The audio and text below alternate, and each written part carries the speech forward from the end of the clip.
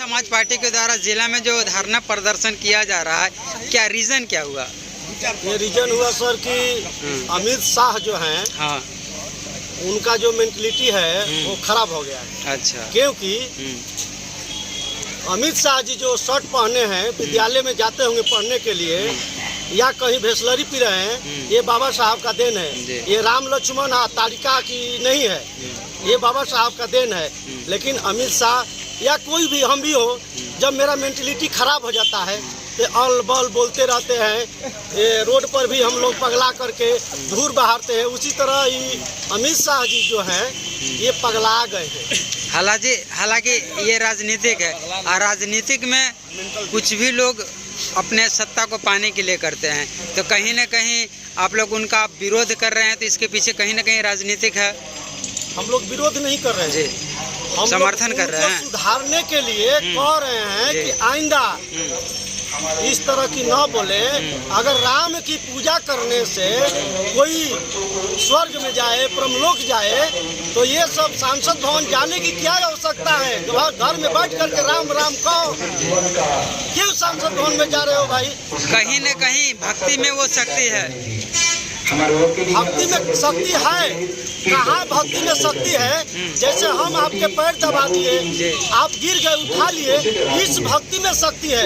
अन्यथा मंदिर में जाने से शिक्षा क्यों जरूरी है? शिक्षा नहीं रहेगा तो हम कुछ नहीं कर पाएंगे। तो शिक्षा का एक जो हिस्सा है वो भक्ति होता है। शिक्षा देखिए जीवन का मूल्य मंत्र है। हमको शिक्षा नहीं रहेगा तो हम कुछ नहीं कर पाएंगे। बाबा भीमराव अंबेडकर शिक्षा के द्वारा ही इतना आगे बढ़ पाए हैं। तो शिक्षा के द्वारा ही जो प्रवचन करता है, शिक्षा के द्वारा उस तमाम बड़े बड़े मंचों पर अपना प्रवचन करते हैं, और आप लोग लास्ट में बोल रहे हैं कि वो पगला गए हैं, तो थोड़ा सा बात तो पच नहीं रहा है ना। हम लोग बाबा साहेब को जो ये बोले हैं कि जय भीम पगला गया है, लोग कह रहा है, और राम का नाम लो, भक्ति करो तो स्वर्ग लोक जाओ, तो ये कभी होने वाला नहीं है। तो बाबा साहेब के ही जो संविधान है उसके बदौलत आज देखिए लाइन रोटेशन, खान पान, भेसलरी आज हम लोग जैसे चमार को मिल रहा है, अन्यथा कहीं मिलता नहीं। ऐसा है। अच्छा, क्या बोल रहे हैं मुखिया जी आप? इनका कहना ये है कि वो पगला गए हैं। देखिए वो पगलाए नहीं है जी। मोदी जी, अमित शाह जी या मोदी जी जो दिल्ली राज्यसभा में बोले थे ना जी, राज्यसभा में जो बोले वो पगलाए नहीं है, अपनी मानसिकता को प्रकट कर रहे हैं कि हमको जो बाबा साहब का जो संविधान बनाया हुआ है उसको हम मजाक मानते हैं।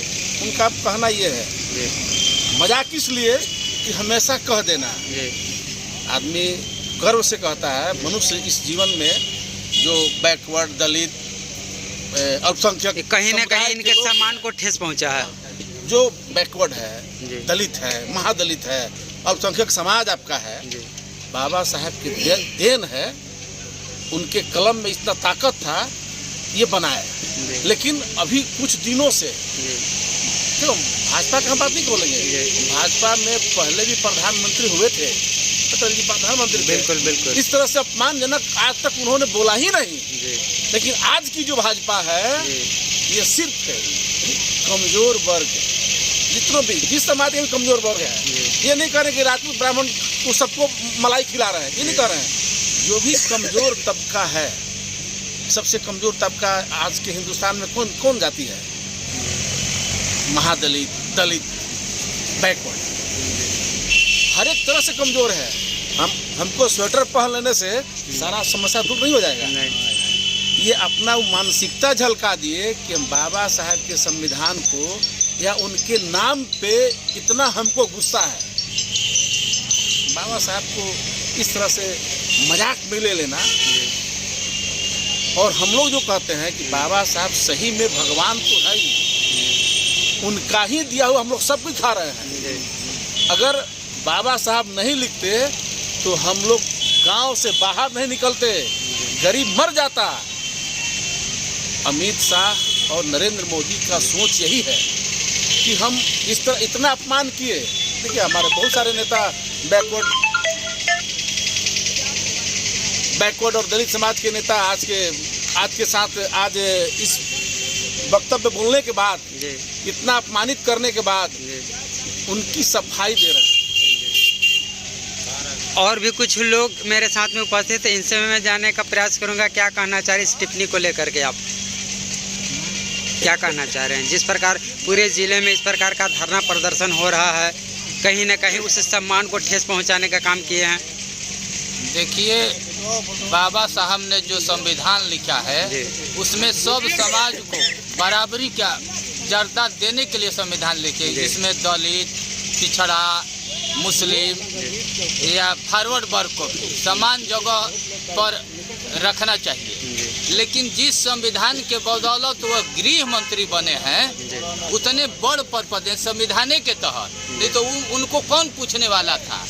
उसी बदौलत जिस तरह वैसे है कि जो मास्टर पढ़ा दिया और उसके पढ़ाए हुए से डीएम बन जाता है तो उसी मास्टर को बलियाने लगेगा। इससे अपमानजनक क्या शब्द हो सकता है? यह नहीं कि दलितों तो पूरे संविधान को यह अंबेडकर साहब का नाम लेकर अंबेडकर इस तरह की भाषा का इस्तेमाल करना, उनको अगर कुर्सी से तो तत्काल हटा देना चाहिए।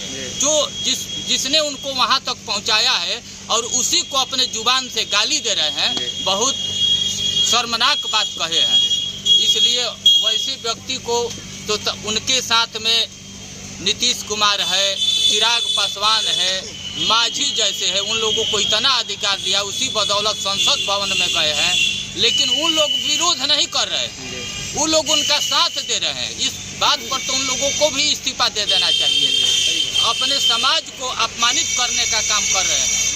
सही बात, यही है। बहुत अच्छा बात। बहुत क्या कहना चाह रहे हैं आप इस विषय पर? बड़े विचारक ने कहा है कि हम आपके पक्ष में नहीं हैं, इसका मतलब ये नहीं कि हम आपके खिलाफ हैं। जो इन्होंने बात कहा कि इतने सारे नेता हैं, कोई विरोध नहीं कर रहा है, इसका मतलब ये नहीं कि वो अमित शाह के पक्ष में है।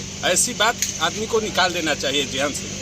अंबेडकर जी ने संविधान सभा में खड़ा होकर कहा था कि हिंदुस्तान के संविधान इतनी अच्छी खूबसूरत संविधान है, और किसी देश का कोई भी संविधान कितना भी सुंदर और अच्छा हो, उसको लागू करने वाला व्यक्ति अगर ठीक ठाक न हो तो उसका कोई मतलब नहीं है, उसका कोई मोल नहीं है। हम इस बात से एग्री करते हैं कि देश के आज़ादी के आज 75 साल बाद भी बस्ती देख करके बताया जा सकता है कि किस समाज का यह बस्ती है और किनका यह बस्ती है।